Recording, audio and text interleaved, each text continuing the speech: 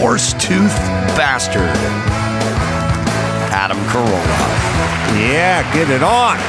Got to get it on. The choice we're going to mandate you get it on. Thanks for tuning in. Thanks for telling a friend. We love that about you, right, Gina Grad? That's right.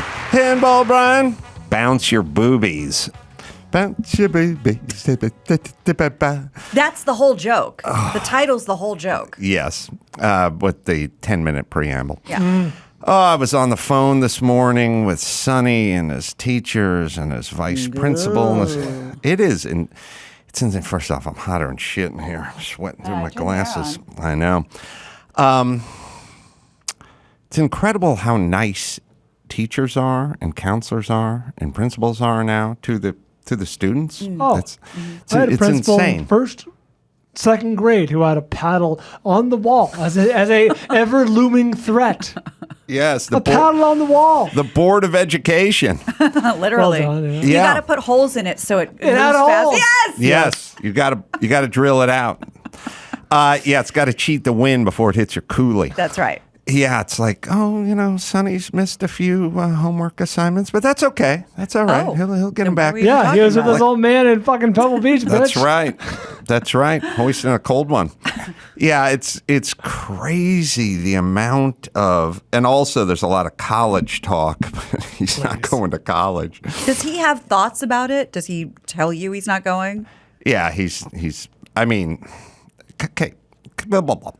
Here's the thing. It is, look, academics is not so different than sports. If you ain't showing something by the 10th or 11th grade, don't plan on playing Division I football. Don't go to the AAU camp. Yes, it's like that's not for you. Yeah. That's not your thing. It's not that different. Yeah. If you likened it, like you wouldn't go, yeah, but people got to be forced into sports later on. It's like, you don't really show an aptitude for it. Plenty You of don't other really, things to do. You don't show an interest in it. There's never been a better time to not go to college because it's so fucking expensive. And I honestly... The world of information at your goddamn fingertips. You got on a your phone, phone, yeah. you got college. And then it's also a thing where it's like, I worked in, basically two professions. I worked in carpentry and then I worked in comedy.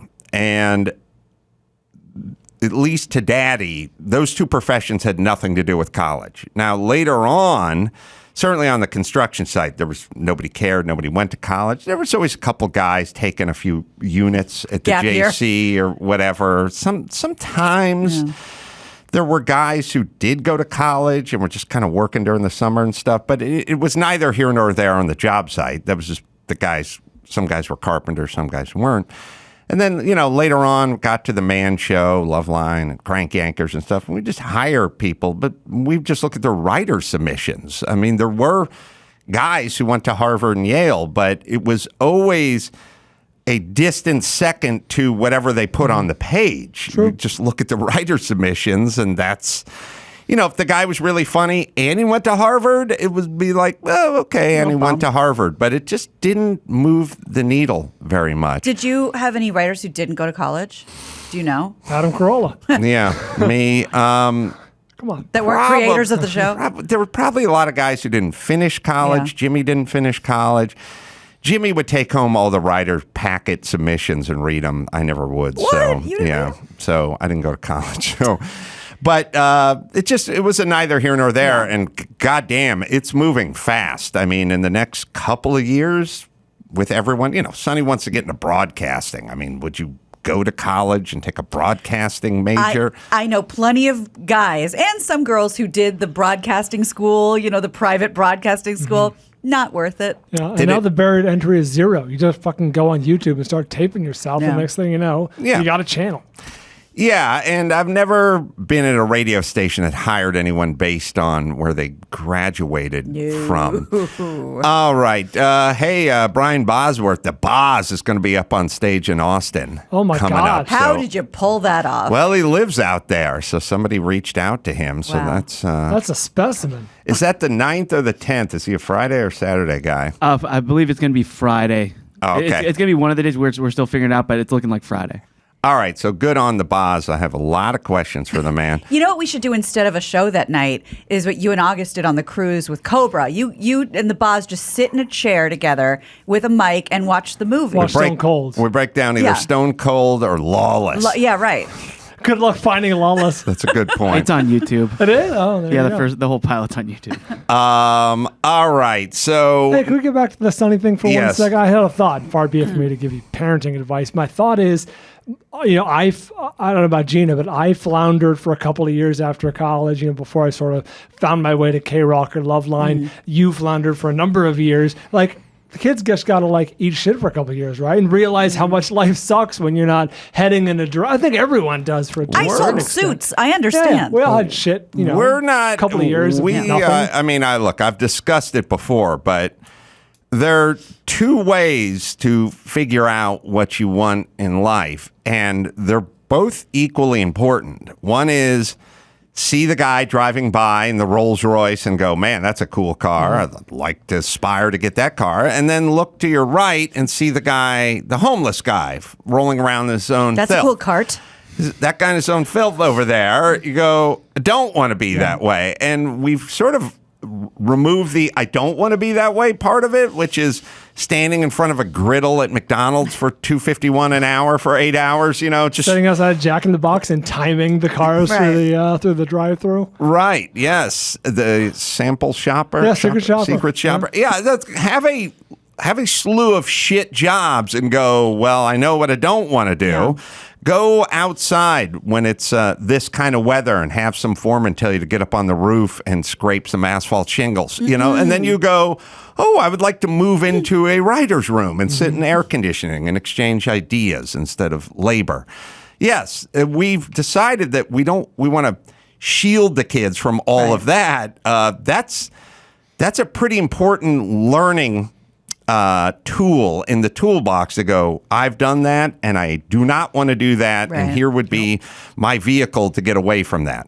Agreed. All right. So there's an article in the Washington Examiner that I haven't read. I just heard about it, but Dawson found it. But I wholeheartedly agree. With the article you haven't read? Yes.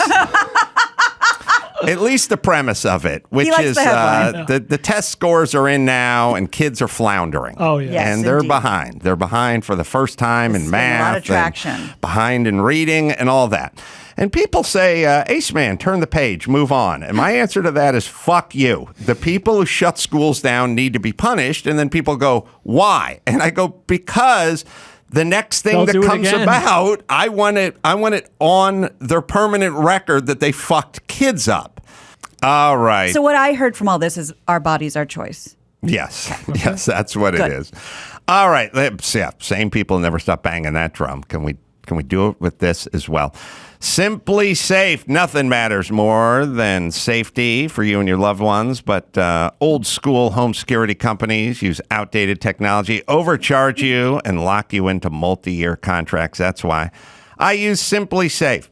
Peel and stick. Batteries last up to 10 years. No drilling, no mess, no pulling wires, no ex-cons or now technicians crawling around your house. 24/7 professional monitoring. Simply Safe's agents dispatch police or first responders the moment a threat is detected, even if you're not home or can't be reached. Customize the perfect system for your home in just a few minutes at simplysafe.com/Adam. Save 20% when you sign up for interactive monitoring. Get that plan and get your first month for free. Visit simplysafe.com/Adam to learn more. There's no safe like Simply Safe. All right. Maitland Ward is an actress. Probably know her best from Boy Meets World. And now she's become an adult film actress. Got a book out. What a pivot. Called Rated X, How Porn Liberated Me from Hollywood. I feel the same. We'll talk to her right after this.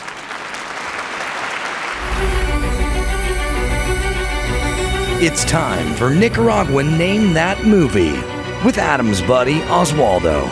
See if you can guess which scary movie this famous line is from. Your mother suck, cock, and hell. If you said The Exorcist. Your mother sucks cocks in hell. You're correct. Now, back to the show. Boy, let me hear Ozzy one more time. Now listen, sorry Oz, but you got to learn profanity in whatever country you go to. Number one. Look. I think that ship has sailed for us. Maybe. I think there's still time. All right, let's hear it one more time. Your mother suck cock and hell. Okay. Now I got it. I see it now. I hear it. Yeah. Maitland Ward has joined us. You know her from Boy Meets World. She started acting, made her debut on the soap opera The Bold and the Beautiful, yes. and is now doing adult films. Yes. So that's a pretty big transition. Yes, and people think I did it overnight, but honestly, it happened over a long period of time. I equate it to like a lobster, like boiling in a pot. Mm-hmm. Like it was over. Like I didn't even realize it was happening. Like, but I just it happened over a long period of time, like decades. Well, what does that mean? You didn't realize it was happening. You know what? I kind of it was my own authentic journey, and I just took it like one step at a time. And I was like, oh, I want to do maybe like Playboy-esque type photos and stuff. And I want to be I'm sort of an exhibitionist and I like doing that kind of thing. So I did that stuff.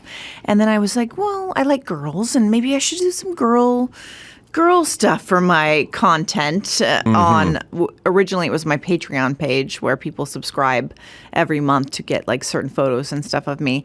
And then I was like, okay. And then it kind of evolved from there. I was really discovering my authentic self as a sexual performer and human being, really. But so the first time you had sex with a man on camera, yes. Did you know the guy? Did you just meet him on the set? I actually, I had done stuff with girls beforehand, and I had known them, and they kind of were helpful in recommending like a professional porn star to do this with me, like because I was interested in doing like a real professional porn scene for my content. And I did not know him. I did not. I looked at him online and I knew he'd been a professional porn star for over 10 years. And he was very professional and he was cute and he was 6'3" and I'm tall. So was he a Boy Meets World fan? You know what? No, he's English. He didn't know anything, but he was a White Chicks fan. White Chicks? Yes, but I was in White Chicks. Oh, you were in the Wayans Brothers movie? I was the real girl. You're redheads with blue eyes. I just thought he liked white chicks. Yeah. No, but he's British, so he didn't know. But but he was a fan of a movie you were in. Yes, he was a fan. Oh. Well, I mean, kind of. I mean, he wasn't like familiar. some uber fan. Yeah. I mean, he was like, I love no one you likes so much. white chicks that much. Well, no, it's a cult hit. Is it? Yes. Okay. He knows. Are we allowed to watch White Chicks now? Why? Oh, because it's kind of like taboo? We can't watch Jumanji Man. All I have to say is it is Juana a Man. cult Sorry. hit. Took two I have movies. more people quoting me on White Chicks even than Boy Meets World. Do you think, I mean, you're so successful. I'm reading here that one of the highest paid and most respected. Most respected. Yes. My vagina is respected in this town. She's so prompt. But in it says most highest paid, most respected adult film stars today. The attraction, I guess everyone's fantasy is, and I was never able to live it out, but you know, I grew up when I was a young kid, sort of dropping a pube and hormones coming in and God knows what.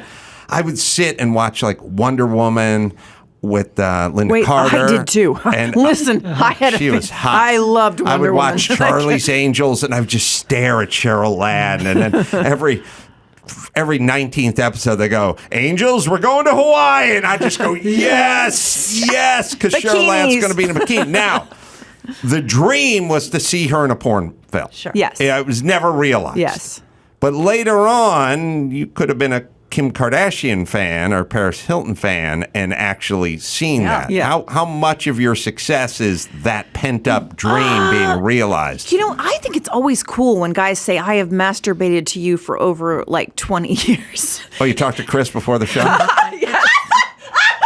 She's laughing. He told me, he said Yes, 18 and you years have my to me, vagina, but right? You bought my vagina. No, but like, because I do have a fleshlight where it's the mold of my vagina and my asshole. And they're called Toy Meets World and Tight Chicks. Not bad. Not bad. I did not come up You with can't that. afford not to do Run that. with it. Can we talk about the casting process for You just mean a like moment? to put it on your vagina? Yeah, we're doing the recreation for your It's weird. It's like a weird gynecological experience. Right. Because it's like you're putting this kind of I don't know what it is exactly. It's a mold, but it's wax kind of stuff, and it's weird. But and you have to masturbate before you do it. Oh, you do? So the blood's flowing. Yes, because they want to see it like engorged. Right. an engorged vagina. That is exactly what it is. Wow. Yeah, So they I've want to see heard. that you're like, so because people are going to masturbate with it, and they want to know that you're like into it. Do you think the techs are just saying that because they want to watch? Like, I've tried that. No, he at didn't the wa- Golden Corral. Yeah, he asked me that Like, before the show. I was Could I really have confused. Could I have a booth? And by the way, No, I'm gonna but they need gave me at Fleshlight like this huge like massager, like a Hitachi, but it was like the old school back massager, and I was like, oh my god, I don't know if I'm like turned on by this or like traumatized. What you need for your vulva yes. is basically to do the equivalent of like when Jason Statham does a fight scene with his shirt off, Yeah. he does a few push-ups. Yes, exactly. They have that weird Exactly. bungee cord. They're Right. trying to get a little vein going in Vascular. their arm. That's what it's. Yeah, that's so they what do it that is. with your snatch there? In my snatch. That's Right. In my asshole. My asshole is already warmed up naturally. Yeah, I feel the same way. You don't need to like get the blood flowing as much Especially there. in this heat. Yeah. Right. So then they cast it. Yes. The tech who cast it. He didn't seem that interested in the He's whole not process. in the industry. That's his He's a job. tech. Yeah, no, he's right? the tech. No, he's not in the industry. And the biggest like people think that people in the industry are so interested in like watching the sex scenes and watching them. They're mostly bored. Like literally With a boner. Yeah, they're like, bored. when's lunch? Yeah. But I would think like the cast guy, he's getting paid to not be creepy. Just to be, like, he wasn't really creepy at all. No, just no. Super black and white. No, it was like actually I was like, this is such a heavy Hitachi. Am I warmed up enough? And he's like, it's good. It's good. Do you think that guy talks to other guys who makes molds all day? Like I don't know. there got to be, if not a union, at least a clique of like-minded guys, Club. like guys who weld and make custom motorcycles. They They all end up kinda know having each a other. beer Yeah. together, and then one guy. I don't know how you become a vagina molder. Well, I think you become a molder.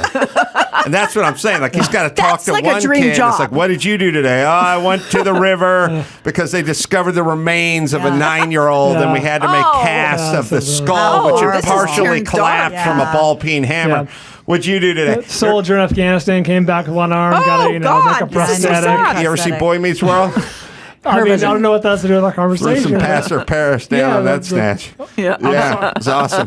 First, we got out the Hitachi. Which is weird because for white chicks, I got my face molded so they could have my prosthetics on their face, and then I got my vagina molded. Well, just you 'cause of do porn. sort Why have of- I had so much molding in my life? You do look something like they look. Something like they looked. Well, was yeah, that? they did prosthetic pieces on their faces. Yeah. You're. Oh, there it is. I mean, you're. Well, that's me. That's not them. Oh, that's all right. So So there I am in my bra. So it was an early like indication I would be in porn. how does it work in the shoots themselves? Are there any breaks once the action starts? Oh, yeah. Actually, we try to go all the way through. We really do. Like when we start the sex and everything, we do try to go all the way through. But usually, like about, I don't know, 30 minutes in or something, people get hot or they'll need water or they'll need something like just to break for a second, especially the guys. They, like, I need a moment just to like, because it's so much action. I don't ever need to break. Is porn director? I don't know. You know the late great Bobby Hollander. You do. Well, kind of. I don't mean like. You've heard the name? Yes, Bobby I don't Hollander? know like details, like, but yeah.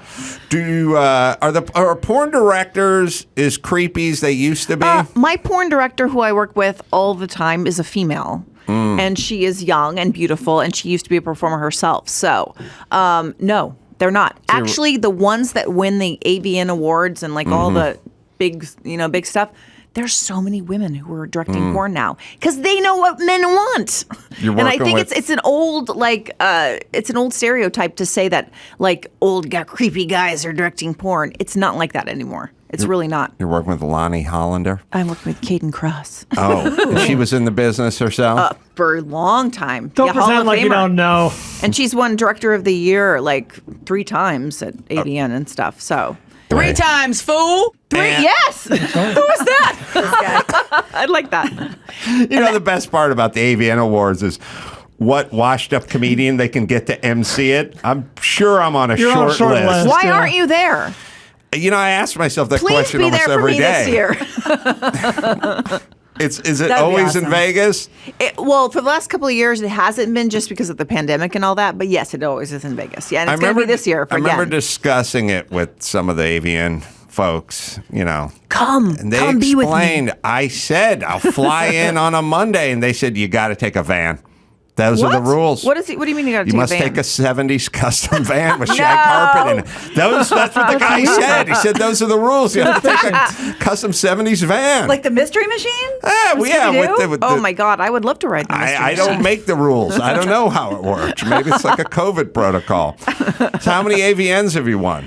You know what's funny? I think, I'm not going to state it for fact, but I think overall, there's AVN and XBiz Awards, which are like the big awards. I think per scene, like I've done some 20-some scenes, and I think I've won like 13 or 14 awards. Damn. So I have the best per scene award average. And what do you chalk that up to? Well, you know what's really cool though? Of course, like I've won Best Actress a lot of times, and people say, "Oh, because you're a mainstream actress and you have experience." Yeah. It's true, but I also have won Best Sex. So that was like a really big deal that I won Best Actress and Best Sex at the same time, because it's like you're being celebrated for both. That's like you winning Best Celebrity Driver and Best Pro Driver in a race. Exactly. Oh, that's right. That's right. That's a certain pride that comes you drive along a with lot? that. Did you ever do the Long Beach Grand Prix?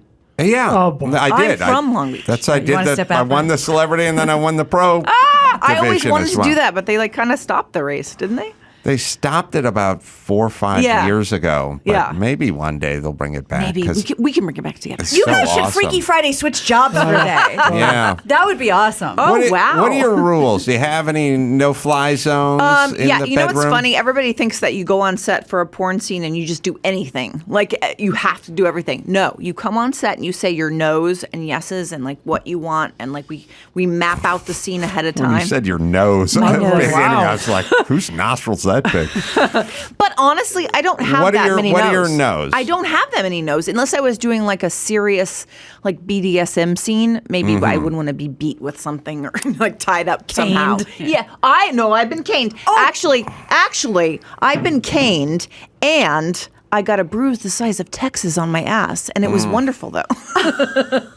No, I actually liked the experience, but afterwards I was like, oh my God, my entire ass cheek had a bruise. What is, caned? A cane. Like With a a little So from, little- cane. yeah. Like In you Singapore. stole Like, you're a right. poster in your hotel room in Singapore, Yeah, right? But it actually, I thought it was an enjoyable experience, except afterwards, and I was just like, "Oh my God!" I look terrible. Workers' comp. Workers' comp. You're very, No, I'm not gonna. you're very fair skinned. So I Yes, could that's see why the it is. caning would Yes. leave a mark. That's why it is, because I bruise very easily. It was not that painful of an experience, but I was like, "Oh my God, I have so many bruises." Back to the AVN Awards. I've not attended. yes. I've not attended too many, but I do have a question. When they have the nominees, do they do like the Oscars and they show a clip? And do you get to choose the clip, or is it just how nice? Yes, they do. I don't think I didn't choose the clip, but I think Vixen, the company, which I have a gift bag. Oh my for you. goodness. And you can have a lifetime membership to see my porn, Oh, really? or you can give it away to your fans. I'm older. Can I bequeath it to my Oh, son? come on. You can. Look at. Wait, I'll don't get even. 20, I don't 25 even years have out this of it, but- swag that you're getting. Oh. You can have it too. Awesome. You want Thank this? you. Here. That is very cool. Right Wow. on the ball. I All don't know my what's right here. DVDs. Look at this. Wow, shit. that's you. Yes. Look at there. Mm-hmm. All my Muse, DVDs. Deeper Here we go. Muse, Here's my Deeper. book. Mistress Maitland. Yes, I do a lot of mistressy stuff, so I am actually the dominatrix. Do in you a lot. do, This is the lifetime membership. Look at Do you do much dancing? And- Oh my God. dancing. Not. Oh, this is heavy, like an Amex, like a black It's like a black Amex. Adam, this It's is the honestly, second you're going to be so excited. The second black card you got that comes in like a special package. It's true. I wonder if this will get me into the captain's lounge at LAX. I can Probably make not. sure that's happening. Wow. I've gotten into lounges with that. When I say dancing, I mean, What do you mean dancing? Featuring at Oh, clubs no. and that kind of stuff. You know what's so funny? No, I would actually I would have fun doing it, but I have no coordination in that way. Mm-hmm. But I've been told, because I have such like a high arch in my foot, that I have I should be a dancer, but I'm like, I have no balance. I have no coordination. Wow. Hey, buddy. Boy Meets World. Now we got a spinoff called Hog Meets Ham. So get ready, boys. Well, here's the problem. Here's what they did. And you know what? You're right. What we've done is we've driven away a lot of potential dancers by all the shenanigans with the pole. I can't do the pole. Well, that's right. That's right. I don't care if you can do the fucking pole. That's what I'm saying. I can dance around. And the 13-inch lucite wedgies that everyone's going to roll an ankle with. And then so you got a bunch of hotties going, I'd love to get naked and shake my moneymaker, but I don't know what the lucite thing. They've done, it's like my buddy Daniel. Once in a while he goes, oh, we should play poker. Get some guys together. We'll do like a $10 thing and an ante or whatever. You get in there, you lose $1,400. He's raising you and then the next time he goes, you want to play some cards? I go, no, I don't, because you ruined it. You ruined it for me. Right. And we've taken a lot of beautiful women and we've kept them at home because they go, can't do the pole. Yeah. Fine. I don't care. The pole was there just to balance you because you were high. And then the blue side wedgie got too scary. I would dance around not high without the pole, because I can't do it. I'm too awkward. We raised the but pole I would get too naked. high. I would get naked at a club for you. That's what I'm saying. But yet you've been intimidated Yes, by these I absolutely acrobats have. and their Absolutely. wedgies. Yes, because some girls they can spin around and they can do all this stuff, and I'm like, I can't do any of it. First off, I'm a father. I have a daughter. All I do is look at them and go, oh my God, you're going to break your neck. Like I'm freaked out. That's what I'm freaked out about too. Yes, I want to relax. Go shoeless. Have fun. Yeah, I don't want to wear the high heels. No. Oh, I can't wear high heels very well either. That's I'm tall, so I haven't. You've been discouraged. I've been discouraged from wearing high heels my whole life, so I've been like, I don't need them. How's the family with the career choice? You know what? In the beginning, early on in my life, I was we were in a very conservative household. Not conservative in the way that it was like, you can't do anything, but more sexually conservative, I guess. And my grandmother was very conservative in the fact that she wanted me to be virginal and very chaste and everything. But I thought they would freak out, and actually, when the news came out that I was doing porn, they have been so supportive. Wow. But I am an only child, so I have two parents. I have no cousin. I have no first cousins, so I'm not dealing with a lot of people. But my parents have been amazing about this. What's supportive mean as it applies to this? They say they don't watch anything. Of course, they're not going to. But my parents have shown the same kind of support for me in the Man Show and many other endeavors. I mean, okay, we should look at those. But they're like, we are supportive of the fact that you are happy at what you're doing and that you're successful and you're making money and you're doing something that you love to do. Is there money to be made in the industry in 2022? I make 6 figures a month on OnlyFans. Oh, it's a yes or no OnlyFans. question. On OnlyFans, not even Vixen, and I'm the highest paid there. Yeah. Maitland, I would love to talk to you off the air. Please. 6 I have the best figures fans a month. Yes. Wow. Yeah. And okay, so let me explain. Let me explain traumatized the by it. analogy. No, it's an analogy. I'm kidding. So, you could go, well, I would like to go to work for Howard Stern, as a comedian, sit in the old Artie chair as a comedian. And then Mike, and then they would offer you money and it wouldn't sound like much. And then Mike August would say, no, you gig off of that. You get paid off of that. You sell tickets, you play theaters, you announce on Friday what theater you're going to be in Saturday night, and then that's how you get paid. You don't really get paid from the performance per se. You get paid from all the ancillary stuff. Is that sort of a apt analogy? It's kind of the truth with, adult performers, especially women in the adult industry. If you do like the professional sites like Vixen, you do get paid a certain amount. And, I get paid really well by Vixen. But like if people are doing scenes and stuff, they get attention from that. They get fans from that. And it's kind of the same thing because then they start their OnlyFans and then they can, branch out from there. How does ownership and residuals and all that stuff work? Because the beginning days, someone got paid $100. That was it. They didn't own anything. $100. Would show up on the internet now and run in perpetuity. And, Christy Canyon never got paid again. Right. The only thing with the adult industry, there is no residuals. And I really feel that the adult industry is missing like a union that can support the performers and stuff. But people say that they can't really get a union together because performers don't stay that long in general. Usually girls will stay like 6 to 18 months and that's it. Wow. And they don't want to pay like the dues and all that stuff. It's not like actors in SAG who it's like an ongoing thing. But so there's no residuals in that. But the residuals you get is if you have a successful OnlyFans or any platform that you're working on that sells content. So, high turnover. Yes. Well, no, I'm in saying, the old days, I'm saying you're high and we need you to turn over. We got to hit you from behind. Not you, per se. That's more of a point. Can we find Bobby Hollander for 10 seconds just so you can just file this under bullet dodge? You're in the right era. Well, I mean, it's like they always talk about, like, in the early days of the NFL, you made $100 a game and you had to work at a used car lot during the off season. Right. Now there's multi-million-dollar bonus babies. Before OnlyFans, like girls didn't have the chance to make all the money they can now. Well, because they had to just be reliant on the studios and stuff. You could have been working with one Bobby Hollander if you were born just a little Where earlier. Is he? Sure. I love it. Hi. You thought it was Alfred, but it's not.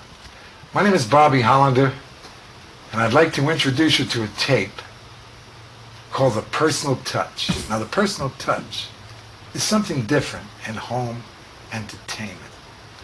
It's strictly adult, strictly X, and it's hot. It's so hot, it's going to blow your balls off. It's going to want to make you wet your panties. It's going to want to make you reach in and grab it. It's going to want to make you come right on your television screen. The Personal Touch means personal touch.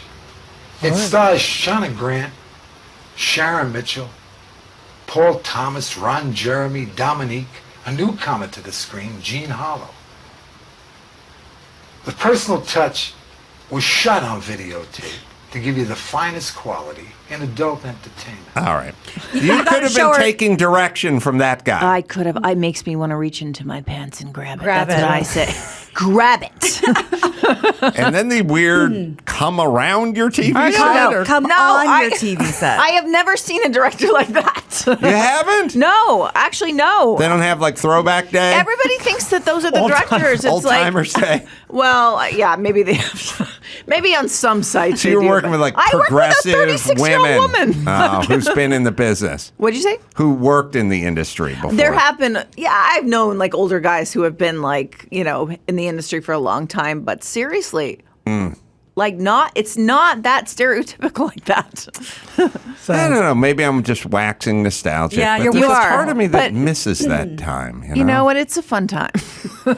Is everything's just shot digitally, but not on video anymore? Yeah, right? We actually have like film crews that are like regular independent film crews. Like, what do you do when you see a stray guy kind of hanging out? What do you mean a stray guy? I mean, like he's hanging out in the set, just with his wiener out. Well, like he was on a set where they were shooting an infomercial 2 lots away, and he just kind of wandered in, and he's eating a sandwich, during his break. Has that ever happened? Did they make it a pretty closed set? It's a close. I've never had a guy wander in with a sandwich, but.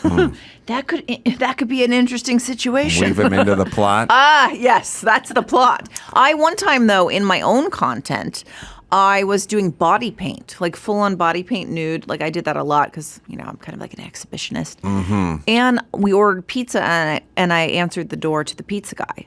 Oh, really? Yes, and he was so professional. He didn't even look at me. Yeah, he was just like, "Here's your money. Let's go."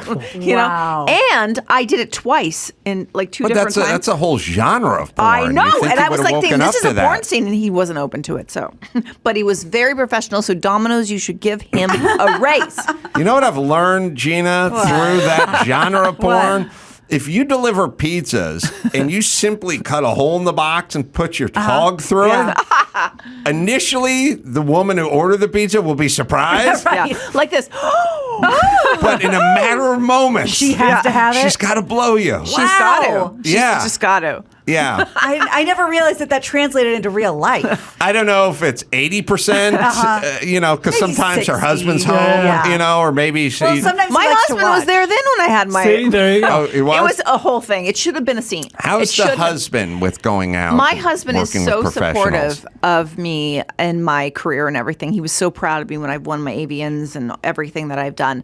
But I have to say, girl, like the girl stuff I did, he's fine with that. He's like, Sure, he's totally, the guy with the sandwich standing on the set. Exactly.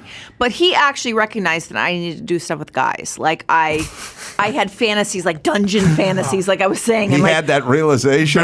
well, I talk about it in the book, but he really did. Because I was writing like erotic stories, and I was talking about things like, wouldn't it be cool to do this? And he's not the person that would do it with me. Does he have a pedestrian type job? Yeah, he's a businessman. He's investing, and like he's in investments and stuff and real estate. Yeah. Wow. And No, he he has nothing to do with that. realized that Yeah. you need to make the transition to men. Let's just say I realized, but I wouldn't say it, and I wouldn't tell him I wanted to do it, and he was like, "I know you do." So you know, He was picking up what you were putting down. yes, exactly. That's exactly it. And so so we did it together because we found these like male porn stars who had been in the industry so long, and he could be there at the shoots where I first started doing it. He doesn't come to the professional shoots now that I do, but like in the beginning, he was really a part of it just to see how we felt about it and how it evolved and stuff. So Yeah. But the guys were great, and they were friends with him, and like it was wonderful. What about the danger of falling in love with one of these guys? So good looking, so sensual, They are such a good pro. looking, yes. And you know, you're flesh and blood.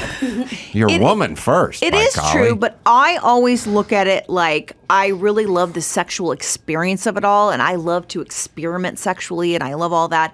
I'm not looking at it like I'm like emotionally involved with these people, and I don't think anybody on sets really is. It could creep in though. Oh, I mean, that's true with anything in life. in life. Anything. Yeah. You would meet somebody at the store and like have something emotional. Podcasting. Sure. But I think guy could be delivering a pizza with his cock through the box, and you could just have a revelation. The pizza guy, I want him. Where is he? No, but I think really I just needed to explore like my own sexuality, not in an emotional way, because that's what I get from my marriage, but like more just like a, sexual acrobatic way. Any Boy Meets World cast reunion discussion? Everyone's doing a repop of everything on some streaming platform. I know. It's funny because Will Friedle from Boy Meets World was like, I am so supportive of whatever you do, but I'm not going to watch a single bit of it. Good. Yeah, Good. But he's like, yeah, because I'm like a little sister to him. But I would say, I have to say the Boy Meets World cast members have not come down on me or been against me or anything. I can't say most of them have been supportive of me. So that's been except for Will and for Trina, who they've been supportive. They've been they came out. The other ones, not so much. Never hear from. Like, bye, I don't know you anymore. Yeah. Well, I'm trying to think. Like, if I started doing gay porn, I wonder how many cast members from Crank Yankers would support me. Can I tell you something? Crank Yankers was my favorite show. If I could forever do prank calls to people, that would be my job. Like, seriously, Well, I loved that show. Use a lot less body paint, I can tell you, in that profession. I one time did a crank call to my friend in high school, the guy I lost my virginity to, actually. And I pretended like I was a guy from like a computer class, and I'd be like, "Hey, what's up? Like, what's going on?" Like, you did the Manti Teo thing in reverse. But I love prank calls. I think it's the funnest thing ever. So thanks I just for have to say watching. that. Wow. All right, the name of the book, Rated X, How Porn Liberated Me from Hollywood, available today, wherever you find finer books. Finer books. I add that, Maitland. First, let me tell you about Concrete. Oh, man, this is good stuff. I drink it every day. Creatine, your body needs it. Your body makes about half the creatine you need. The other half comes from your diet, but most American diets are low in creatine-rich foods. Concrete patented creatine. HCl is the favorite creatine of elite, well-informed athletes. The number one bioavailable creatine and the only microdosing creatine, just one small scoop per 100 pounds. So if you're 200 pounds, you do 2 small scoops. Creatine is required for functional energy in every cell. Your brain uses about 20% of the creatine, and the rest is used up by your body, immune cells. It protects you, heart cells, you need it to pump, lung cells, you need it to breathe. It is Concrete. Am I right, Dawson? Take control of your health, both body and mind. Build a better you with Concrete. Register now at con-crete.com/podcast. That's con-cret.com/podcast for a chance to win a $500 Walmart Visa gift card, available now online and in-store at Walmart. Concrete is truly life-changing and performance-enhancing. Well, we'll talk to another dynamic female comedian, Liz Miele, and we'll talk to her right after this. It's time to check Adam's voicemail.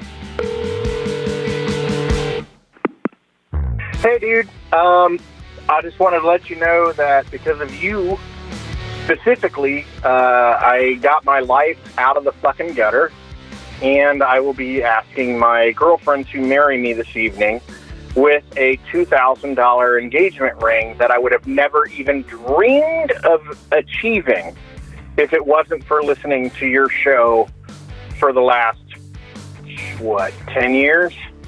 Anyway, love you, dog. Thanks. You can leave us a message at 888-634-1744. Liz Miele, comedian, has joined us. She has a book, Why Cats Are Assholes, and we need to talk about that special, The Ghost of Academic Future, as well as Liz has been doing her specials on YouTube, putting them out there for free and getting millions of downloads long before it was in vogue, yes? Yeah, no, I mean, I've kind of was an early adopter of YouTube. I've been putting stuff on there since I think like 2008, Wow. just, when nobody's paying attention to you, you can't really make a mistake. Mm-hmm. Good book title. That's like in space, no one can hear you scream. Yeah, a little bit. I mean, even now when people are like, well, I want to try TikTok, but I don't know, and I put up one thing and it didn't get any views, and you'd be like, cool, then experiment. Have fun with it. And people do this thing where they go, well, you put something up and then it follows you the rest of your life, but that's if you become successful. Yeah, you should be so lucky. I don't think you're going to be successful, so don't give a shit. So Yeah. don't worry. Say all the racist stuff you want now. That's not what I'm advocating. That's but what I heard. Well, that's what I'm not. But I think for me, as somebody that's, I've done TV, but like it never really did anything for me. And I just felt like if all I want to do is create, and the best way to do that is just to put yourself out there, and whoever likes it will find it. I don't know. The internet's been pretty good to me. What TV didn't do anything for you? I was on Comedy Central a couple of times. I mean, I did mostly kind of like Hulu, Comedy Central, I think Laughs. Like I've done some like okay TV. I've never done late night. I've never done any kind of big stuff. While all my friends most of my friends have done every late night show. They've done Last Comic Standing. They've done all that kind of stuff. I got kind of far on America's Got Talent, but then they didn't air any of it. So that was kind of, and I remember my mom came to it and I go, Mom, it might not air. And she goes, why would they not air my baby? And I go, Mom. And she was so mad. It was like one of her favorite shows. She was so mad she never watched it again. And I was you're one mom. of millions of followers. It's really going to impact the show, but I appreciate your loyalty. But like to me, I've auditioned, I've been on things, I've gotten close to things, I've done all that stuff. And I always worked. I was always a working comic. And you start to think how the industry sees you is how you should see yourself. And it just didn't feel right. Like it was actually hurting me. It was making me really sad, as opposed to anybody that saw me and all the people that in my community, whether, we were somebody that we met once or somebody that I started with and we've known each other for 20 years, all said that I was great. And I was like, well, why doesn't this part of the industry think it? And then finally you just go, because they could be wrong. Like nobody ever sits you down and is like, some people are bad at their jobs or the risk affects them financially, therefore they're not going to take it. And honestly, people want things that already work, look like they could work, or they're willing to take a risk and then mold you. And I didn't fit in any of those categories. So then I started doing things on my own. It was the best self-esteem booster. And that's all I do is encourage everybody that, like, if you're not a chosen one, if you're not the one that gets plucked and now you're on every TV show, go choose yourself. Yeah. Yeah, well, ultimately, everybody who I know is successful, whether they're on TV or not, is all just sort of self-motivated. Yeah. And people seem to have some sort of thought like, well, you get on TV and then you just stay on TV. It's like, no, you come up with new stuff and you keep you're not yourself tenured. on TV. Yeah. But or on YouTube or wherever. Like, yeah, and I think even people that are plucked, I think even people that are very early successful, they don't understand like it's hard to become Beyonce. I think it's much harder to stay Beyonce. Like I think the staying and consistent, like everybody I know that has like AFTRA and SAG health insurance is constantly like, I just want it's like good health insurance, but it's so much work to stay on that health insurance. Yeah, Beyonce, I met with Destiny's Child 1998, maybe Before 99. my time, yeah, for sure. They came up to me at the Teen Choice Awards and started singing Say My Name and got on to Loveline. And that was, I mean, we're knocking on 25 years ago. So she's pedaled that bike. For every Beyonce, there's 2 other members of Destiny's Child. For every Justin Timberlake, there's 4 or 5 other members of whatever band he was in. There were 4 members of Destiny's Child. Yeah, I was about to say the same thing. I was like, there was an original Destiny's that's right. Child, and then just one day, one. like a music video comes out, and you're like, those are the same people. Yeah, Chris, you can find it. They sung a cappella on Loveline. And was that 98, 99? We can figure it out. But anyway, so the book, Why Cats Are Assholes. I'm interested in this because I was talking to producer Chris about it on the ride in, and I said, oh, it's like a comedy book, but it doesn't have anything to do with cats. And he's like, no, it's got a lot to do with cats. It's 100% about cats. I love this. I love cats. I have a lot That of makes thoughts. me so happy. Like, so for me, both my parents are veterinarians. So my mom's a cat specialist. I grew up next to a cat clinic. I've now written like 3 or 4 scripts, and all of them take place in a cat clinic. That should make you hate cats, by the way. No, but it's so funny to me because like you know how like you write what you know. Yeah. But I've written so many scripts where the backdrop is a cat clinic, so like a murder mystery where it's a cat clinic and like all this stuff, and people are like, do you want to choose another place? I was like, I don't know any other places. Everything happened in New Jersey at a cat clinic. But I didn't have a babysitter. I would walk next door and I would do my homework in the lobby, and like I can't tell you how many times I've gotten ringworm. Like my mom would be like, hey, don't touch those cats, and I'd be like, I'm not gonna touch them, and then she'd be like, did you touch them? I'd be like, no, and then I just have ringworm all over myself. But like for me, I love animals. Like that's always the funny thing about being very specifically loving one animal is people are like, you don't like dogs? And you're like, what monster doesn't like dogs? Like, of course I do, but I travel every weekend. I can't, unless I have a stay-at-home boyfriend or I'm a millionaire, I cannot have a dog. I have a cat. You can ignore them and they still love you. Like they're this is not my joke, but it was on Twitter and it was so perfect. It was just like, do you not like cats or can you just not handle rejection? Right. And I was like, I wish I wrote that. It's so good. But like, to me, I think coming from like, I'm one of 5 kids. You got to learn to be ignored when you're one of 5 kids. And my parents work like 80-hour weeks and we're, always working. I think you kind of bond with the animal that has the same lifestyle as you. I had to entertain myself. I had a lot of responsibility, and I just like this thing that's like, hey, you want to hang? No? Okay, I'll see you later. Like, I don't know. So to me, I always had a lot of jokes about cats, and that's what differentiated me. I started really young. I started when I was 16 years old. So there's people that have known me since I was a teenager, and I've just kind of been this person that was around. And I think weirdly, I've always known my voice, and I just wrote what I knew. So I wrote a lot of cat jokes, but it's always of this perspective that I love them, but they're the worst. Like that's their charm. And so this editor found one of my cat jokes. I would say the thesis of it is like nobody buys a cat. Like something bad has to happen to you, and then they kind of fall into your life. Yeah. And so literally he saw that bit and he was like, oh, I want somebody to write about why cats suck, but from a loving perspective. And he just like from meeting with him gave me a book deal, and I was like, I've been waiting for you. I love cats. I had cat. I never had a dog growing up, but I had 2 cats that just showed up and we got for free. So your thesis is correct. Now, something I've never thought of, which is, I don't know how to break it down percentage-wise, but I would reckon that women like cats on average more than guys. Guys like dogs. Everyone likes dogs, you're right. But I'd say in general, if you polled just 100 random men and 100 random women, I think higher percentage of women like cats than guys. But you're right. The thing about dogs is you get the unconditional love all the time. Tail's always wagging, feels good. Didn't really matter. Which you didn't have to earn it. Right. It was there.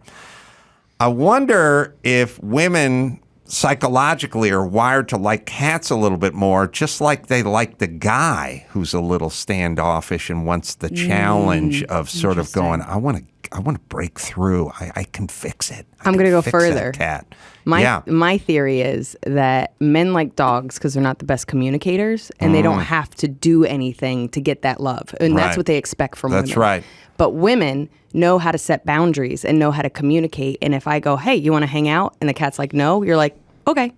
And it doesn't hurt my feelings. It doesn't. Don't get me wrong. I've definitely hug abused my cat and been like, we're hanging out. But like for the most part, I can deal with it. So I think it actually is. And I actually think that's why when you have somebody that's an animal lover, both my parents animal lovers became veterinarians. We're all animals. We're not good communicators. So we like things that like it's an easy type of connection and it's one or two steps as opposed to what is life. Life is a lot of steps. You hurt somebody's feelings. I didn't intend to hurt your feelings, but I'm mad at you So it's like it's too many levels and that can overwhelm certain people. And an animal is a very simple, I feed you, I'm there for you, I love you. And so I think dogs are even more simpler than cats. And sorry, men, but I think that's an easier connection. 1 + 2 equals, 1 + 2 = 3. Wow. Sorry. Yeah, I was really struggling with that too.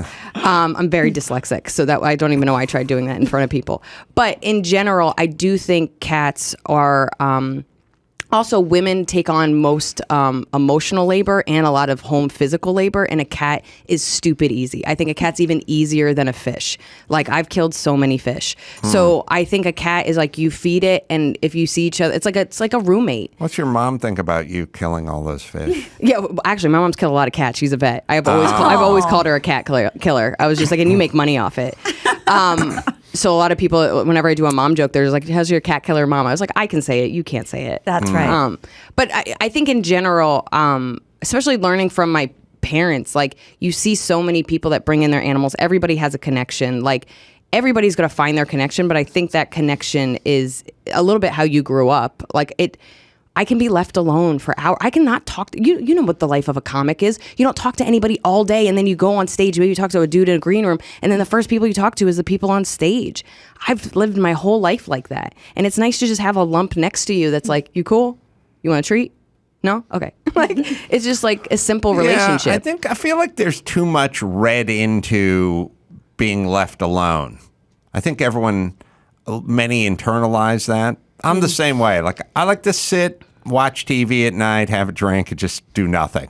Like, and that's not getting away from somebody. That's just that's sort of what I do. It's sort of like leaving a party. Like at some point, I just want to leave the party, and then there's somebody who goes, "Where are you going, man?" Oh, and I is go, everything okay? Nah, everything's great. Great party. I just want to leave, and I go, "Why? What's wrong?" And it's like just my time. Sometimes I just want to go over there.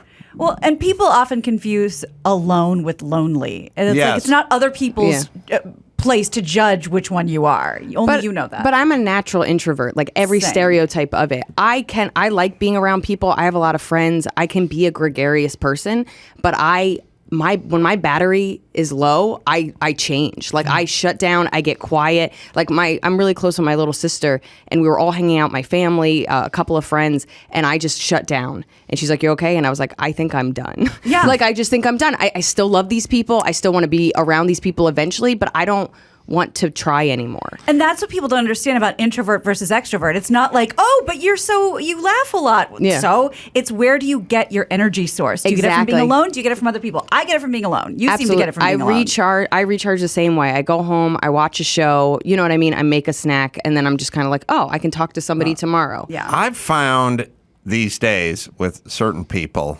it's hard even to hang up the phone with these people. You go, all right, we'll do. All right, but then I'll see you then. And they go, whoa, whoa, whoa, whoa, whoa. And it's like, one more thing. And now I feel bad because sometimes I go, I'll go, all right, thanks. And then as I'm hanging up, I hear them go, and then I hang up on them. And now I've hung up on them, but it's because they didn't follow the protocol, which is we said bye. Yeah. Who are the people that like? What is that thing? Is it like an anxiety or something? Like I'm not leaving. We're just gonna hang up and then we'll talk later. I just consider it an absolute blatant disrespect of my boundaries. But good. Also, you should look at it as an attack.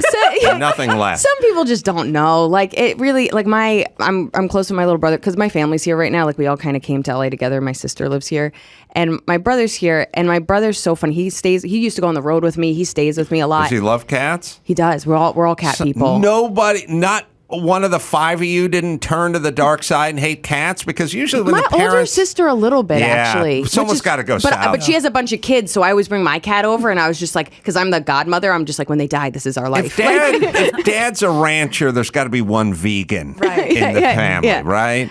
Yeah, no, there's always going to be somebody that rebels, and we didn't have the greatest childhood, so anything that's associated with your parents could be like, if they like it, I don't like it. No, I think for me, like, so my little brothers can be a little clingy. Like my little brother, so he'll stay with me and I'll be busy. I'll have all this work to do. And he'd be like, can we hang out? And I go, sure, but I have to do this thing for an hour. It's going to take me an hour. I was like, in an hour, we'll hang out. And so then it'll be 20 minutes. He comes in and he'll tell me a story. And I'd be like, okay, Sam, but I really got to get some stuff done. He's like, of course. And then I get more stuff done. And he goes, hey, can I do this? And I go, yeah, absolutely do that. So he'll interrupt me like 6 times. And then he'll be like, it's been an hour. No, it's not. It has not been an hour. It's been 20 minutes. And I have an uninterrupted hour. And so it's like, but he's just a wonderful person. He just wants to hang out. He just wants to have fun. But he does get his energy from being alone, but also like I don't think he gets a lot of like he's so smart, and I'm probably one of the dumbest people in the family, but I just don't think he has anybody that listens to all his ideas. And he goes, I have a very short amount of time that someone's going to listen to my bullshit. I'm going to lump these people in with the anti-nappers. I've said to a million people, look, I just want to take a nap or something. You have to do it now? Yeah, it's just I'll lay down for 20 minutes. I'll be back. You're going to wake up in 20... It's like, I just want to take a nap. Why is this an attack? I want a nap. Why is this what are you tired from? I don't know. It's an affront to you. Yes. I want to take a nap. Yeah. Why is this... I used to have it at work all the time. Like when I was doing the Man Show, somewhere around 3 in the afternoon, I'd go, I'm just going to go down to my dressing room and lay down on the sofa for 20 minutes. Where are you going? Why? Like this thing. It's like, we'll be here working. I've never tried to talk a person out of a nap. I've had several thousand people want to know what was behind my napping. I want to nap. I like napping. Is there a thing? How much more do you need to this? But we have the opposite culture, and I had to like yell at a friend. I had a friend, she was in vet school. She was, working crazy hours doing like stuff for school and stuff. And I come over to hang out, and she goes, hey, I'm really tired, but I'll just take some Adderall and we'll hang out. And I go, or take a nap. Take a nap. Take a nap. We can both take a nap. Like it's a judgment-free nap zone here. Like I just don't understand that other thing where they're like, I'll drink a Monster and then we'll hang out. Dude, take a half-hour nap. Yeah. And then we don't have to put chemicals in our body. What are we doing? We did the same science with naps as we did with all the carbs and the bran muffins and everything. We thought this was good, and then this means you're lazy. Yeah, you're weak. And it's like it's very dogmatic. Nap. Yeah, that's all. I don't know. There's a lot of extra baggage that was assigned to napping. There was a kind of stereotypes. Yeah, you're weak. You're weak and tired, whatever. And I don't know. It's the most important thing. Yeah. It is now, but go back to when I was in my napping prime in 2001, being judged all over the place. But it's crazy how long you can go without food and how long you can go without water and like sleeping. Yeah. It's like after like 2 days, you start to hallucinate. You think you're Jesus. I cannot eat for 24 hours and feel fine. If I don't sleep, I'm a fucking mess. Oh, yeah. I should not operate a motor vehicle. I shouldn't be talking to people. I shouldn't check my bank account. Like yes. No emails. Yeah, and sleep is so important that I've done like the 24-hour fast frequently. It's fine. But if you ask me about that day, I'd go, I have no memory of it. But if you do sleep deprivation, I will not remember anything that happened in the course of that day. Yeah. Yes. All right. So stop judging about my love of cats. Yeah. And it's called a catnap, bitch. Oh, nice. Okay. Wow. I'm taking one now. That's right. Tearing a page out of the playbook of the tabby and taking a little catnap. I find myself negotiating with people. It's just 20 minutes. Oh, yeah, 20. It's going to be 45. I'll set my phone. Why am I proving this to you? I know how alarms work. I go to work every day. God damn.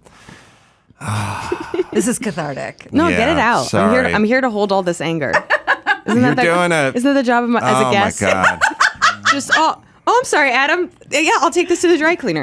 I'm not going to tell the time I hosted the Jenny Jones show and they wouldn't let me nap. I'm not going to get into that, but it was very. Seems like a mantra. I'm not going to tell people about the time I couldn't nap. I'm not going to. Yeah, but it'll get ugly and cathartic. Tears may flow. So We're not ready for that. Let's get back to you. Do it. Yeah. I almost every weekend doing clubs, doing gigs, performing. Yeah, I honestly things started to open up April of 2021, and I went right back on the road. Has YouTube been a big part of that? Ticket sales and that kind of stuff? All social media. So I was doing really well. They've changed the algorithm on Instagram, so it's been a little wishy-washy. But for the most part, like Instagram, I kind of blew up on. TikTok, I did really well on. Very long ago, I did well on Facebook. Twitter, I never really got much of a... I'm just a wordy bitch, so it's just hard for me to get any kind of traction there. And then YouTube, and so all those things. And I'm in my community, I would say like the New York comedy community, I'm known as like the business person. I'm the one that helps people. I'm the one that tells people they should have a mailing list. I'm the one that tells people they should like get back to fans. I'm the one that has taught people to like really utilize their videos. And now things have exploded and now it's like saturated. But I've always been like record all your sets. So my first album, I recorded the video for like $100. I just had a guy in the background, one camera, whatever. And I was making clips out of it. I had a bunch of viral videos on like YouTube and stuff because of it. And that's how my name started to kind of move, I would say about 8-9 years ago. But, you know, I always had that and I would always use it. And then things started to get easier. And like I said, because I'm wordy, an average, I would say most people's jokes are between the 30-second to maybe a minute and a half. I don't know if you like... From recording stuff, I started to realize that my natural idea of when a joke is done is around 2:30 to 4 minutes. I'm a storyteller, and when I started to edit it and like send it to like SiriusXM to get played and stuff, I was like, oh my God, all my jokes seem to be between like 2:30 and like 3:30. It was like insane, and that seems to be my natural clock of when I'm telling a story, telling a joke. So that wasn't conducive for me in the beginning when Instagram was just a minute or when TikTok was just a minute. But then when they started to do IGTV and you could put up as much as 10 minutes, even an hour at some point, that's when things started to take off. Like one of my biggest videos is called Fuck Finland, and it's a 7-minute story about trying to go to Finland for a festival and just getting denied and having to go to the US embassy and getting another passport and being like, so it just became this, and it was like one of my favorite stories, but I'm like, who's going to listen to this? Isn't that a Carlos Mencia bit? Is it? Pretty sure saw him do it in the 90s. Yeah. Sounds familiar. I'm not saying you stole it. Oh, my Fuck Finland bit? My whole life? He was F Finland, but... Yeah. I don't doubt that it happened to you. Yeah. I'm just saying. There might be a grain of truth in your story. You started seeing your own cadence. Like I have no idea if you're fucking with me right now. Absolutely fucking with I was like, is this a running joke that I'm just not a part of? With a comedian easily because you're just like, because you go, what did he say? You know, no, it's a joke. It's like you're. Well, that was what I loved. It's basically like your boss saying, "Come into the office," and then go, "Close the door." That's how you can fuck with any. They go, so true. It's momentary. What the fuck happened? There is a moment because you're just like, I know it's original, but all it takes is just like even the title, and you're just like, that's what I loved about the title. Is like, who's telling Finland to fuck off? Like, you know what I mean? Carlos Mencia never did that bit. Joe Rogan would have informed us of it if he did. Chris, find out how long my bit entitled "Cats Be Napping Yo." How long did that last? Is that about 4 minutes? You've been to the live shows.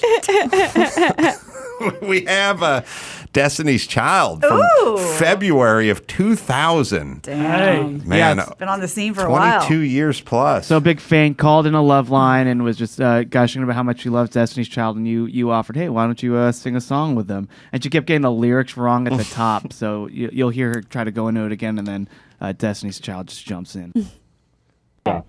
Oh, I was thinking, okay. I know you're saying that. I'm assuming things. Say my name, say my name. If no one is around you, say, baby, I love you if you ain't running game. Say my name, say my name. You acting kind of shady, ain't calling me baby. Why the sudden change? Say my name, say my name. If no one is around you, say, baby, I love you if you ain't running game. Say my name, say my name. You acting kind of shady, ain't calling me baby. Better say my name. Tell the truth. Who you with? How would you? That is amazing. Well, yep. Beyonce's got to remain being Beyonce, and that means you got to get up in the morning and go to work. That's right. No napping with the Ace Man. Do you remember? Pedal that bike. Now I'll say it's a rumor because I wasn't there, but did you hear the story that when she was, the lead singer, obviously, of Destiny's Child, and her dad was the manager, that he would make everyone except Beyonce go tan? Oh, really? So she could be the light-skinned front woman. Wow. Weird, right? That's super weird. Yeah. Isn't that some like Michael Jackson father shit? Like some Joe Jackson shit? Yeah. Adam, I have a question for you. Girls talking about stuff. Do black people tan? Oh my God. I think they can move a couple of shades. Yeah. Everybody can tan. I mean, that should be the name of your next book. Yeah. Cats can tan. So what's kind of crazy? So like my first boyfriend was black. We like won a trip to the Dominican Republic, and he was already kind of like a darker dude. Why is everything you say a Mad Lib? I know. I'm just charming. And so we go, and I got like, I'm pretty good about like, I'm Italian, so I have kind of olive skin, but I've always been like, I don't want to die. So I've always been good about suntan, but like, I don't know, the Dominican Republic sun is not of this. And this is like 15 years ago. And so we go, and I become a lobster immediately. I was in pain the whole trip. And so it was just like a very uncomfortable trip for me. And I was just like, I think you should put on suntan. I don't think this is like a real sun. Like I just was like, I know I sound crazy, but I just really think. And he came back, he was probably 2 shades darker, but he was peeling. And he was like, I'm peeling. Why do you think I'm peeling? And I was like, because you got burnt. Like, you might not be feeling it the way I got burnt, and you might, but you literally burnt your skin, and you might not be in pain, but you did damage to your skin. Like, I was so mad at him. I was just like, you don't listen. We broke up. Don't worry. Good. You showed him. Yeah. But he was a black man who got sunburn. Yeah, you can. I just don't think it affects. You the same way it'll affect somebody that's lighter skinned. All right, we got the news coming. Let me hit Tommy John first. Fall, chaos in the pants, overheating 1 second, freezing the next. Yeah, well, we're in the heat phase over here. And when you're that much cooler, you do everything better. That's where Tommy John kicks in. Breathable, lightweight fabric with 4 times the stretch of competing brands. No wedgie guarantee. Non-rolling waistbands. Legs that never ride up. And horizontal quick draw fly. Hammock pouch supports everything and stops the awkward swinging around down there. It's something to be grateful for. Look, once you get into Tommy John, you'll never go back to what you were wearing before Tommy John, and that means T-shirts as well. Tommy John doesn't have customers. They have fanatics. Over 17 million pairs sold. It is the best pair you'll ever wear. Or it's free. Guarantee. Am I right, Dawson? Go to TommyJohn.com/Adam right now for 20% off your order. 20% off at TommyJohn.com/Adam. TommyJohn.com/Adam. See site for details. All right, Liz is going to hang out with us. We'll come back and do the news right after this. A pretty weird story from TMZ.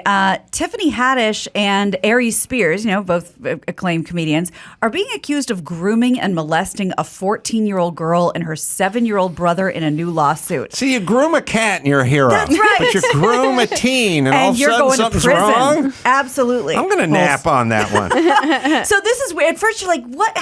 What is the context? Well, here's what they said. The suit also, it alleges that the stars coerced these kids to film a sexually explicit skit titled Through a Pedophile's Eyes that was at least temporarily uploaded to Funny or Die. An attorney representing Tiffany calls the lawsuit an attempt of extortion, saying the mother, Teresa Morris, has been trying to assert this bogus claim for years. Meanwhile, TMZ reports that Funny or Die says they have no involvement in creating the video, said they found the video absolutely disgusting and would never produce such content. They went on to say, we are not involved with the conceptualization, development, funding, or production of this video. It was uploaded to the site as user-generated content and was removed in 2018 immediately after becoming aware of its existence. All right, so a couple things. I was wondering if this wasn't... Now, Aries Spears got into trouble with the whole Lizzo stuff last week. Is there a Hannibal Buress, Bill Cosby situation with this here? I don't know. Sounds like when people get upset at Amazon. Can you believe Amazon selling this T-shirt? It's like Amazon sells 2 billion products. Do they know what fucking T-shirts are? Well, Funny or Die, you could upload your own stuff. Yeah, so saying. I believe Funny or Die side of this. But is there a part of you that goes, and I don't know, but I haven't heard Aries Spears' name out in public in a number of years. Right. And then last week there was all this scuttlebutt about what he said about Lizzo, right? What did he say about Lizzo? He called her a shit emoji or something, said she was fat. It was a lot of fat stuff. I was on the road. Does he know what he looks like? That was exactly that was everybody's question. Yeah, just Jesus. He said. He did what everyone does, where they go, I know I'm fat. Now, anyway, let me talk about some other fat ass. Yeah, cool. But go to Chris, therapy. Look, we were in Utah, and Chris was like, do you hear about this whole Aries Spears Lizzo thing? And I was like, I haven't heard anything about it. And then he was showing me, it's all over the place, like it's trending or whatever. So all I'm saying is he talked shit about Lizzo, and 4 days later, he's being called a pedophile. Like, is there some retribution? Is someone like digging around? I don't know. This has been like us not hearing anything about Aries Spears in, I don't know, hearing a lot. Years. Yeah. So it's kind of weird. Yeah. And this video was from at the latest 2018 because Funny or Die says they removed it from the site in 2018. So this is already a 4-year-old story. So the headline is they're grooming, teens or whatever, but they're being sued. Trying to make videos that aren't funny, that lack taste, that involve young people. And they didn't. No one raised their hand and went, "This is a bad idea." I don't know if you've combed through Funny or Die ever, but there's just about everything on there. There's a lot of die. Yeah. I think I've only been on it once. Oh, Jesus. Have I? Oh, I thought you meant been on, had your videos on it. Is that what you meant? I think I only shot one thing for Funny or Die to the best of my knowledge. You sound like I took like two 12-year-olds and I stripped them down. Also, their heyday's over. Their heyday was like 10 years ago. Oh, is it? Yeah. Well, that's when I did it. I did it during their zenith. I'm proud of you. Yeah, there were bathroom rules to live by. I think that was College Humor, but you did do something in Funny or Die in 2010. I love that you get fact checked. This is amazing. Yeah. I want somebody. I mean, my brother does this to me every time I talk, but does College Humor still exist? Same had its heyday 10 years ago. Yeah. I did it at their zenith. The height of their power. What'd I do for Funny or Die then? We can figure it out. Anyway. So, I mean, we'll see or we won't, if this goes anywhere.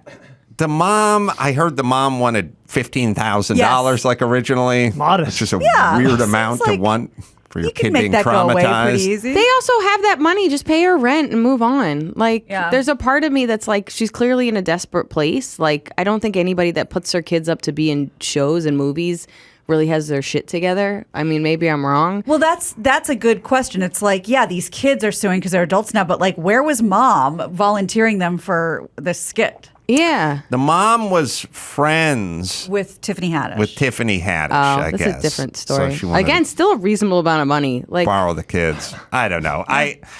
Feels like it's a slow news cycle. This didn't feel like... You got to see the rest of what I have today. You couldn't be more right. It didn't feel like there's much going on. Absolutely and right. Maybe a little connection, connection with Aries Spears, which is he said something that pissed off a bunch of people. And so you dig around and then you find things. Maybe it's just Aries doing this because nobody, like you said, has said his name for a while. So maybe he's just like, guys, I've made a lot of mistakes. You want to talk about it? The old Bonaducci.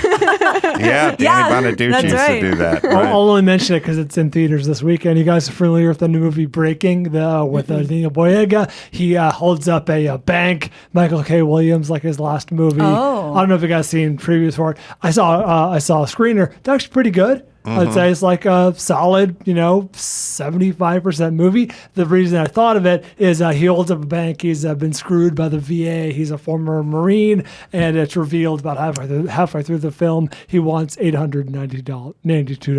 Oh, so very, very low stakes. Mm-hmm. Yeah. Yeah. That's a good movie. It's solid. Yeah, it's a good movie. All right. Well, let's talk a little Kanye because you know how he loves to do weird shit on Instagram and then delete it. He's back. He's taking shots at his own family now, at the Kardashians and the kids and everything on Instagram, targeting Kim and the rest of them for a flurry of posts I'm going to tell you about. So TMZ reports that he put up a bunch of now deleted posts Thursday, including a text exchange with him and Kim, where Kim begged him to stop doing this. She wrote, "From my mom, please tell him to please stop mentioning my name. I'm almost 67 years old and I don't always feel great and this stresses me to no end." Then he replied, you can't kill anyone anymore. There was a time when if you were super rich and someone was just to fucking burn your saddle, you'd take them out. You'd have somebody take them out, and it was understood. Yeah, isn't that what their dad did? He helped defend the guy who tried that, and it did work. The end of an era. But that was before Ring doorbells and everyone with a cell phone and triangulation of everyone's location and pinging and everything. Back in the day, there's no good murders anymore. A super rich family would have just taken out someone who was super annoying and just plagued them. You know. Well, also he's super rich and famous. That's the other problem is that you can't just be like, we haven't heard from Kanye in a while. They have to be a civilian. Yeah, no. Yeah, you got to take out a civilian. So this is what he replied and posted this on Instagram. Y'all don't have so-so, which I think he meant say so, over my black children and where they go to school. They will not do Playboy and sex tapes. Tell your Clinton friends to come get me. I'm here. What? Pretty good response, I have to say. How do you respond to that nonsense? So by the way, he has a school called the Donda Academy, and he believes that his kids should be attending that school. Then he kept going and posted the names of Scott Disick, Tristan Thompson, and Travis Scott, who all have kids with a Kardashian, with the caption, "Calling my fellow cum donors, we in this together." Whoa! I would make such a horrible Kardashian because people would be For a lot of reasons. "We got to respond to Kanye," and I'd be like, "I want to nap. Can we just nap on What's this one?" What's the group think on this text reply? But wait, there's one more. So then after going, he did the head of Adidas, leaving him out of meetings. And then he did the newspaper like he did for Pete Davidson, which says whatever the guy's name is, so-and-so dead, which whatever. And then his final shot across the bow to Pete Davidson, who got Kim and Kanye's kids' initials tattooed on his neck, says, "Ask Pete how those tattoos of my kids doing in the trauma unit." Suggesting Pete's going to be in the trauma unit. Wow. Does he have tattoos of the kid? Apparently. He also has one that says, "My girl's a lawyer," when she passed that the I bar. saw. But tattoos of the potential stepkids? You how can low just is the write this stuff threshold? down on paper. That's just what I want to be like. You can make a T-shirt. Yeah. There's so many other options other than tattoos. But I don't think I agree. Pete treats Rings? his body like a temple in that respect. I think it's just kind of a free-for-all, like a Like a scratch pad. desecrated temple, like a bunch that of was the Southern through guys line. got to it. That was the through line of the movie. When they're Staten Island, King Staten Island, they're getting tattoos. Right. Yeah. Exactly. He There just is do whatever. there is a trend of rando tattoos now that are out there. I see them on men and women. I see the chicks with the thighs and the calves. I've seen a 7,000% spike in calf tattoos. Like everyone's Which got is one of those the going. worst location. Can I say that? I just think calf is absolutely the worst location for a tattoo. Why is that?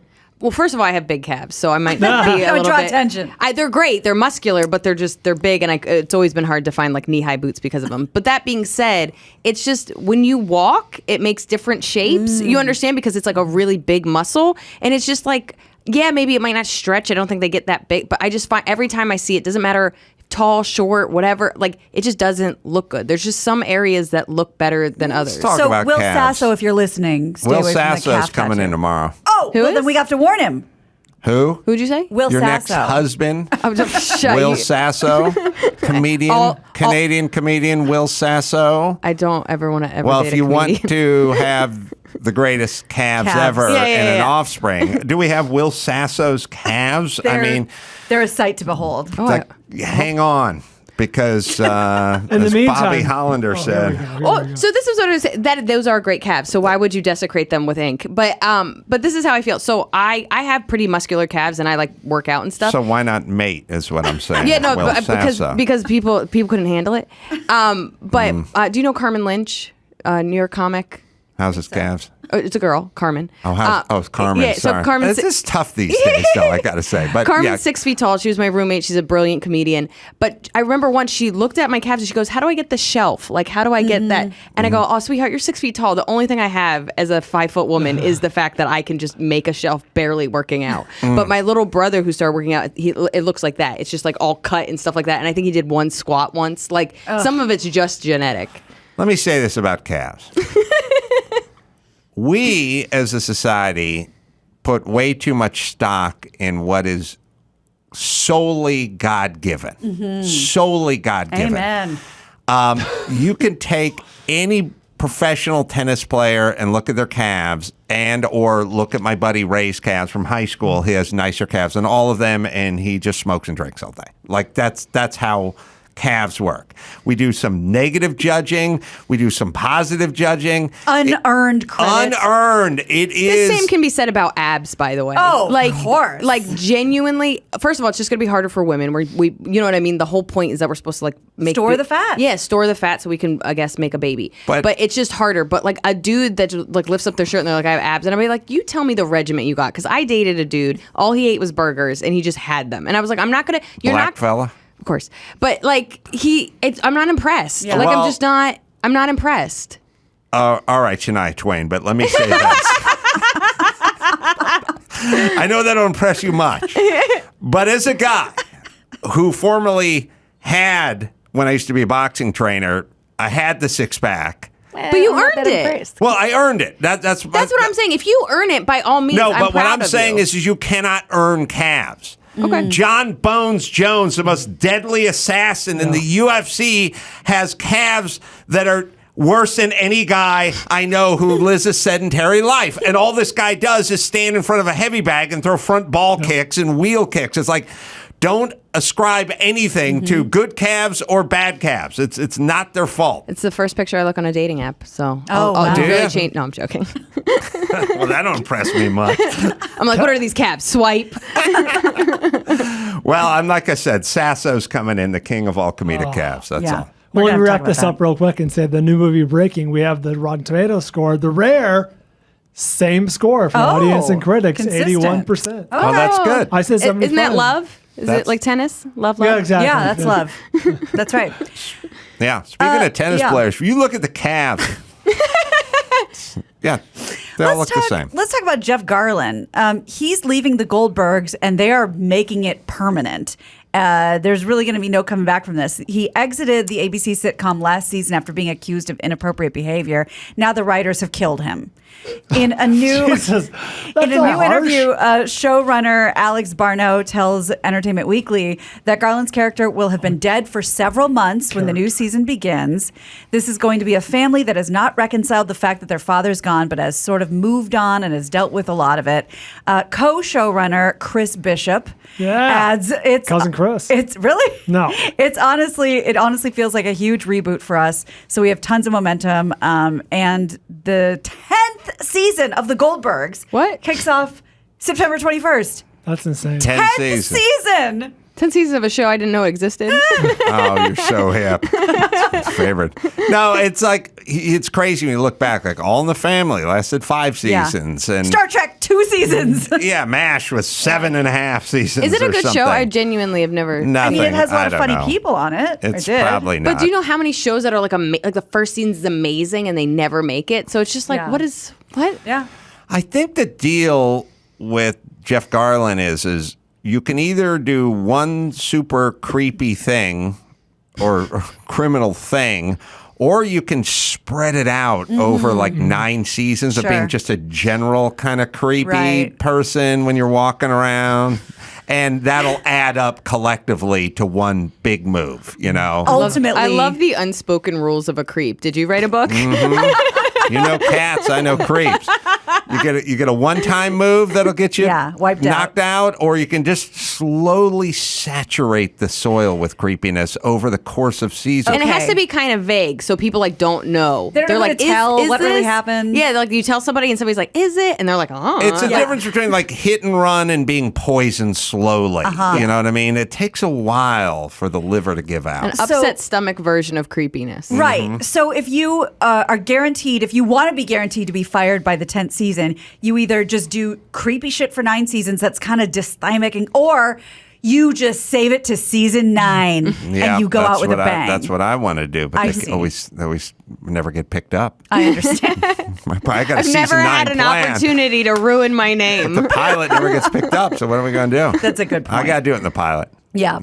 Well, we have a fairly unsurprising, but pleasant for a lot of fans, part of Ozzy and Sharon Osbourne's move back to England. It's a reality show. What? They have a whole You're TV kidding. show to cover. Yes. Oh. It's called Home to Roost. It'll document their journey back to Britain as they move to a country estate. The show's producer says the series will follow the Osbournes as they celebrate their most important years yet, with everything from Sharon's 70th birthday to Kelly's soon-to-be-born baby, Ozzy's tour, and, of course, the big move. The move back to England comes after Sharon complained about the high taxes in California, and Ozzy was fearful about the amount of shootings in America. Well, I'd heard that they moved for tax purposes, Which I which is get. England is bad That's- for taxes too. backwards, That was yeah. the problem. They didn't go Yeah, to Mick a Jagger lives Cayman here. island. Right. They went back to Home. an equally taxed place. So that seemed dubious. And then they switched it, I think, to gun violence. Yeah. Which, all right, well, there's a little difference between England and us there. They're very stabby. But now they're doing a TV show. Yeah, it's a 10-episode series. It'll air on the BBC in England next year, but I don't think it's been sold here yet. Now, we can still say, oh, they're selling out just to blah, blah, blah. But also, if I know celebrities, they have things they're already planning on doing, and then they go film it. So you go, I want to do the Baja 1000 on an enduro motorcycle. And then you go, oh, okay. And then you go, wait a minute. If I get someone to film it, then they'll buy the motorcycle, and then I'll get paid to do the thing. And sometimes that happens. Moving down the street is expensive. Good for them for getting an over-the-seas move paid for. I'm proud. Yeah. Yes, that's the way it works. Yeah. They get everything paid for. Good for them. Do we have time for one more? Mm-hmm. Okay. Well, people get hurt in football games. We all know that. It happens a lot. But sometimes even the mascot takes a spill, has to be carted off. The Baltimore Ravens placed their mascot, Poe, on the injured reserve with a serious injury to his drumstick. Oh, because he's a Raven? Yeah. And like Poe. Yeah, that's right. If you'll remember. How many Raven fans get that reference? Oh, that's a good question. How many players on the Ravens team understand that the Raven is named after the Edgar Allan Poe? Nevermore. Yeah. Well, he was injured during halftime of a preseason game Saturday, and I'm going to show you in a minute. When he was trucked by a little kid in a youth football game. He was carted off the field pretty bad. The team is currently searching for Poe's replacement. We'll hopefully have one by September 18th. This is what happened to poor Poe. And he goes down, grabs the knee. Poe didn't get up. Man. Poe's down. The trainers took him out in a cart. That's not a joke. See? Oh, man. Yeah, there he is. With a little towel over his bird leg. He was in that much pain. He couldn't even take his helmet, his mask off. I appreciate the commitment. Although- Maintain the illusion. There's That's kids true. watching. That's true. Do you think he'll ever mascot again?